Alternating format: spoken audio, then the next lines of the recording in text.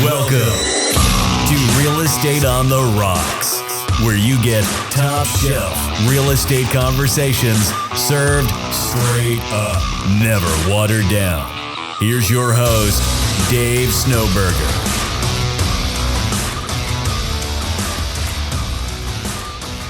Welcome back to Real Estate on the Rocks.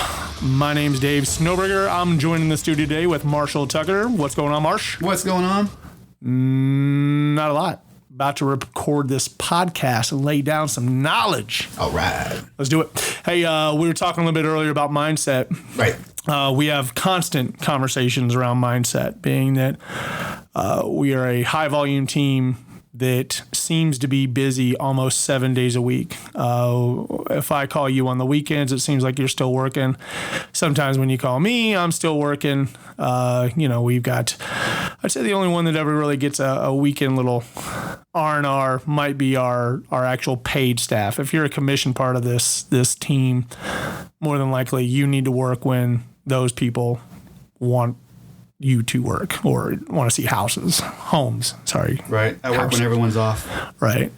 So, all right. So let's get into this. How are we keeping this positive mindset going? What are give our listeners some tips and some tricks and some actionable items that they can use every day to take that mental break to combat the constant lead follow up. Right. Go for it.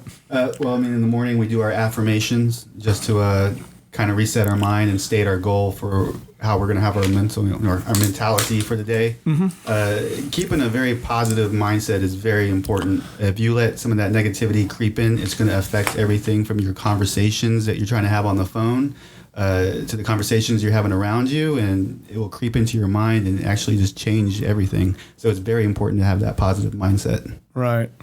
All right. You gotta watch them hands over there. Yeah, I accidentally hit it. Yeah. My bad. You got this problem with these new microphones in here? They're everywhere.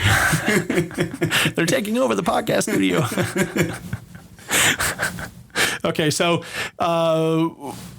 that rev up we have in the morning, we call it a rev up. We kind of jacked that from another team out there, and it was a cute, convenient term. We just kind of repurposed it. Right. We come in, we talk about our affirmation, we talk about our mindset, we talk about our goal, and then we talk about, I've assigned everybody something also in the morning that they have to bring up an idea in the morning also. Right. So your idea is video ideas. Right. So video ideas. Melanie's is to remind everybody what we're staying consistent with today. James is what? I don't even know. What is his? I'll have to check into his. Send him a text. Don't. I'm just kidding. So, and then mine is really kind of that same reminder of consistency every morning, and kind of bring in the lead the team meeting, and try to keep everybody's mindset on point and remind everybody why we do this day in, day out. We have goals to achieve. We have the big goal for the year. Team-wise, we know everybody's kind of personal goals. I've had everybody turn their goals into me. I think it's great to write down your goals. Apparently, your goals are 80% more achievable when you write them down and get them out of your head and get them onto a piece of paper so you can stare at them every day. I've got my goal wall at home that sits on the mirror in the corner of just kind of vision board. No, not necessarily. We have the vision boards in the office. However, this one's just a piece of papers that I basically sticky notes that I tack to the mirror. Mm-hmm. And it's kind of like a goal weight I want to hit, or, what I want to look at, if I want 10 listings by the end of the month, just kind of like what do I have to do to get that. And I see that 10 listings every day, or I see that, I want to make a certain amount of money in a month. I put that on a piece of paper and I just tack it up onto the thing. Half the time they fall off the mirror because when the shower heats up, they loosen up the little glue and then they fall off. However, I'm seeing that every day, and so it's something there. It just kind of pours into my subconscious. Top of mind awareness for yourself. Right. And it just pours into my subconscious, and that way, it's just there all the time. And so when somebody asks me my goals, I know. It's like somebody asks me, what's your goal weight when you're working out? Why are you going to Orange Theory Fitness every single day? It's like, well, I've got goals to hit. Mm-hmm. I'm going to the beach. I want to be able to bust off that shirt and, No, I'm just kidding. I just want people not to push me back in the water. Oh my. Anyway, so lead generation, so that helps, and then so what? We keep that positive mindset going. That usually gets us. We get everybody's heads in the right place. Everybody's heads, shaking yes and moving forward, and then that's when we hop onto our lead gen. We had an interesting conversation the other day with the Hayers around here, but they brought up in a mastermind group that we're in. She kind of disagreed with me that lead gen's lead gen. Lead gen's follow up. Lead gen is, contacting people, contacting the FSBOs, contacting all that stuff. Everything we do from 9 to 11 is lead gen. Mm-hmm. It doesn't break it down into different areas. Like I like to break it down into lead generation, then to lead follow up, right. and then working our sphere, and then calling our database, and then breaking it all down. They just consider it all lead gen. Which I guess in a sense that's right. We're doing lead gen, but we're just making sure everybody gets touched. Right. And you got to stay in a positive mindset to do that. That's for sure. To make phone call after phone call after phone call. Right. Are you doing mostly phone calls this day? Are you doing a lot of text messaging? I mean, break down your morning. What's it look like? Doing phone calls and then following it up with a video text message. Or if I'm already having a conversation with them, then we just jump into text messaging, and email's pretty much dead. Send one every once in a while with a video embedded in it. But right. If we're just doing communication, it's usually text these days. I hear you. Okay. How's the video texting working for you? Excellent. People respond to it almost immediately. Yeah. Yeah. They can see you, and once they see you and, see your how you act and your tonality and everything, it's just Do they send you a video back? No, I have not got a video back yet. Ever. Yeah, neither have I. I need to answer that question I think already. People are just too shy, and, we're just used to putting ourselves out there a little bit more. Yeah. For sure. Okay, so after the lead generation, lead follow-up, what's the time for now? Lead generation, lead follow-up, make sure all my postcards go out that they're supposed to. Postcards, no cards? No cards. No cards? Just sending them, a quick touch, another touch? I say postcards all the time. I know, I've just always liked to correct you on that. You say tomato, I say tomato, right? Right. So... all right, so you do your handwritten notes, so you get those out to people. How those work for you? People love them. We've gotten a lot of good feedback on that before. People say people just don't do that anymore, and they appreciate the little extra touch. Yeah, I know we've won some pretty good deals. We've got some lifelong customers from handwritten notes. Mm-hmm. Something that, as much as I press them, I don't do that much.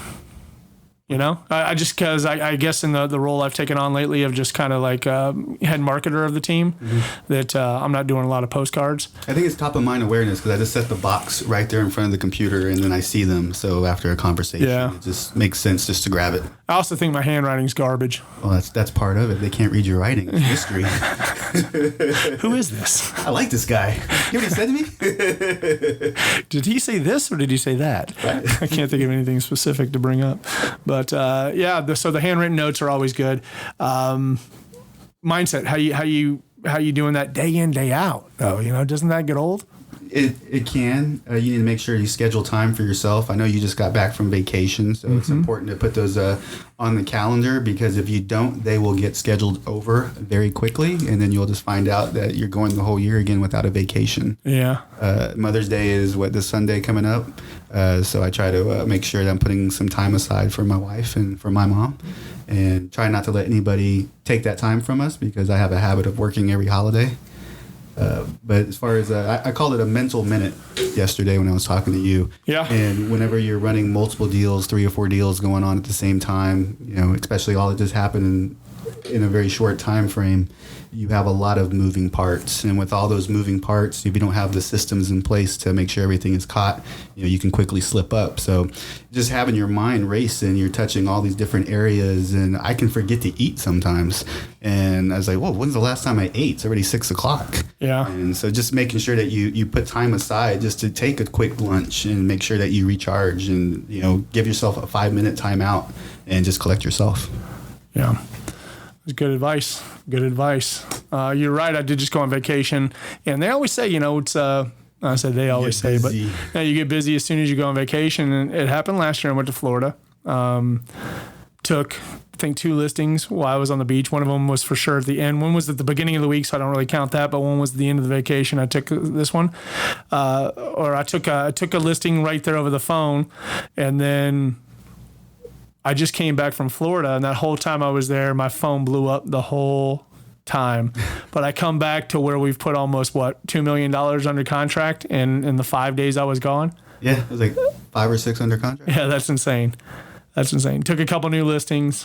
Got the $2 million land deal under contract. Well, it's a feasibility study, so that'll be a while. So we could really say we put about $4 million under, but I digress. We didn't. It'd be nice if we did, though. But yeah. But how I'm keeping the mindset, since you asked, is really just, I don't know. It's just the daily grind. I don't even think about it anymore. I think we've just kind of pressed it. A lot of times it just come in, and I think my attitude can go south sometimes when I just sit there and I think. Do you put it away when you get home? No.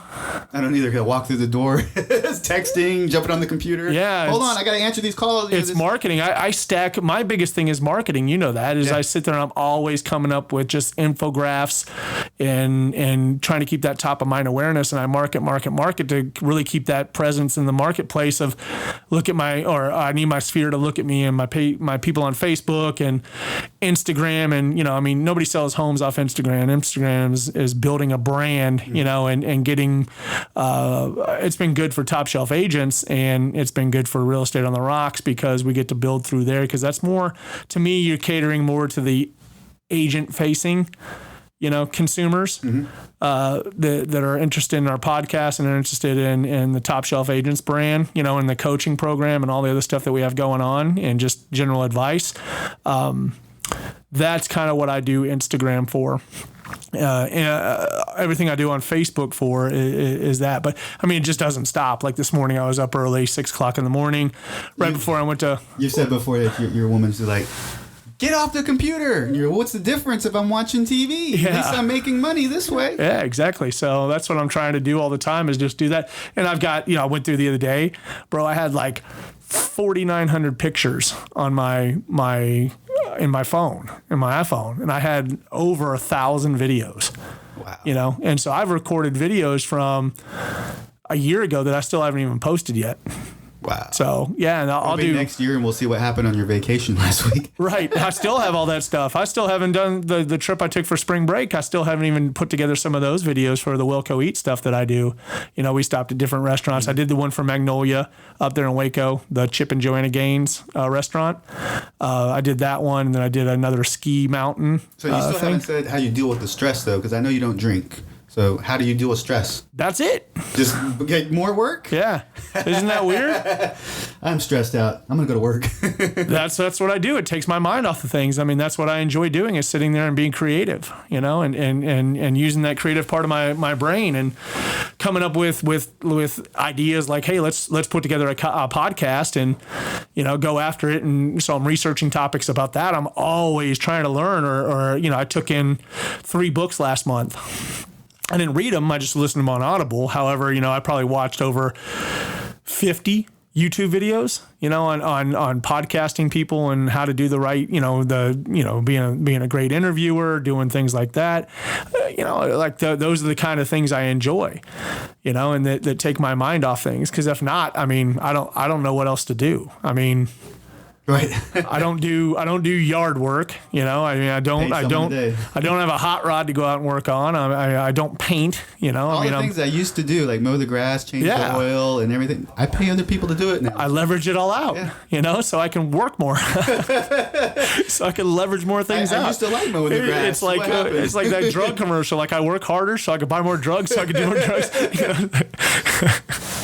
But I mean, really, that's what it is. But I need time to kind of unplug. And why we were in Florida for 5 days, you know, I mean, it was cool because you're walking 10 miles a day, you're spending 10 hours a day at the parks, you know, and doing all that stuff and getting to try new food and all that. And really, I tried to put the phone away, and which I did. I succeeded in it. I texted you a few times and you didn't answer me back. Yeah. And so they're all there. When I get home at night, I kind of look at it. Because the thing is also with Disney, it's like, so I don't want to run around with one of those battery chargers, right? So I can keep the battery all day long on the iPhone.